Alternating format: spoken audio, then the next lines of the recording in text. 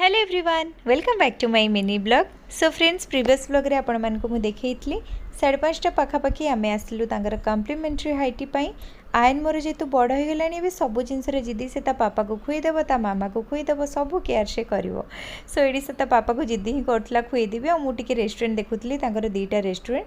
मु प्रथमे कॉफीटा आनथली जेतु चीकू दे देइथली तो एटा सेकंड कॉफी मगेइथली। एटी कॉफी सहित ब्रेड चॉप आउ फ्रेश फ्रूट स्लाइस गोटे केक थिला। आयन आ मु एटी खाउथलो 6टा पाखापाखि तांकर जोटा समुद्र आरती हुए तो मु देखापी जाइली। झिपझिप टिके वर्षा होता से आरती होता बहुत भल लगुला देखापी एक्चुअली। तापर पूल साइड्रे एमती गोटे दोलीटे लगी थाए।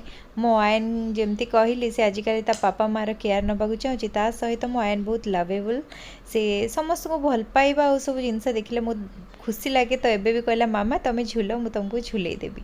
सबु छुआंकर जमती फेवरेट गेम जोन जीवा प्ले जोन जीवा मो आयन रो भी पसंद। जेकोसी जगह गले मामा ये प्ले जोन अच्छी कि नहीं कहली हाँ अच्छी तो पापा सहित से तार ये टाइम स्पेंड करुच्ची। जदि चैनल नुआ थी भिडियोटी भल लगी चैनल को सब्सक्राइब कर